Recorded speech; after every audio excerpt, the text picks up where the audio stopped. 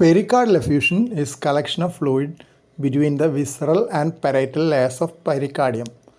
If the amount of pericardial fluid is large or there is a rapid increase in the amount of pericardial fluid, compression of the heart prevents its proper filling.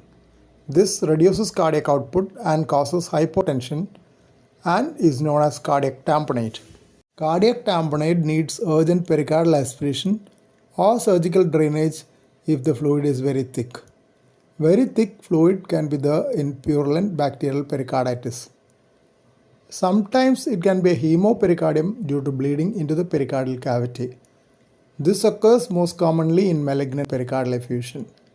Usually it is secondary spread of malignancy rather than primary malignancy of the pericardium or mesothelioma, which is very rare. An important type of bacterial infection which causes pericardial effusion is tuberculosis. It may or may not be associated with tuberculosis elsewhere in the body. Tuberculous pericardial effusion can be documented by aspirating the fluid and culturing the fluid for the presence of Mycobacterium tuberculosis. After draining the pericardial fluid, tuberculous pericardial effusion needs full course of antituberculous therapy. If the cause is a malignancy, in addition to draining the pericardial fluid, the primary malignancy has to be treated. This may include chemotherapy, radiation and surgery depending on the type of malignancy. Malignant spread could be from nearby organs like lung or breast or metastasis from distant organs. Cytology of the aspirated fluid may give information on the type of malignancy. Usually other investigations to search for the location and spread like positron emission tomography or PET scan may be considered.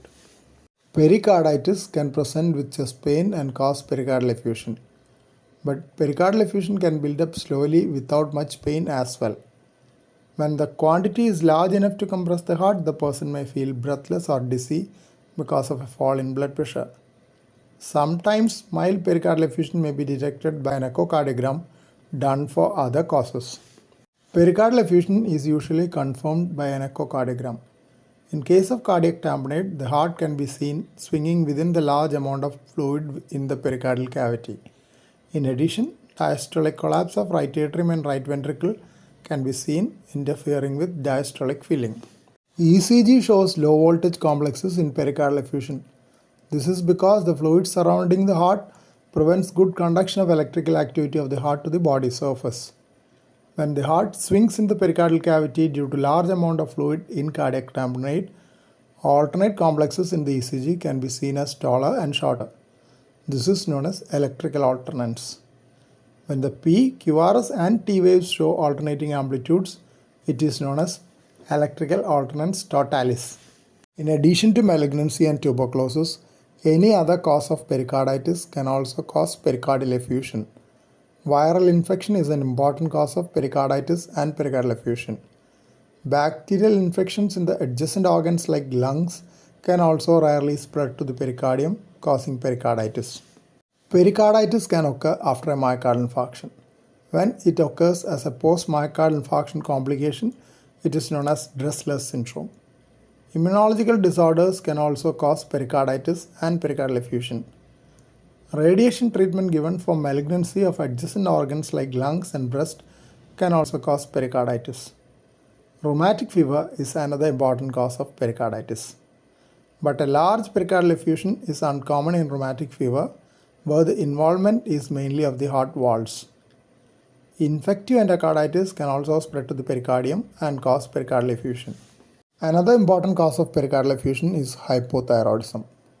Though hypothyroidism is very common in the community, pericardial effusion due to hypothyroidism is very rare. This is probably because of prompt detection of hypothyroidism due to readily available thyroid function tests and early treatment, unlike in the past. Hence, they seldom become severe enough to develop pericardial effusion. Treatment of hypothyroidism is also not very expensive and needs only thyroxine replacement.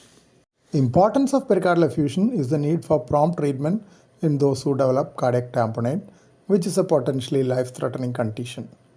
Mild pericarditis with mild pericardial effusion needs only medical treatment and follow-up.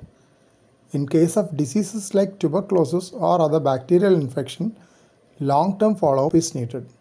This is because some of them may develop constrictive pericarditis. In constrictive pericarditis, a thickened pericardium can prevent proper diastolic filling and needs early pericardiectomy. If there is a delay, pericardium becomes calcified and pericardiectomy can damage coronary arteries.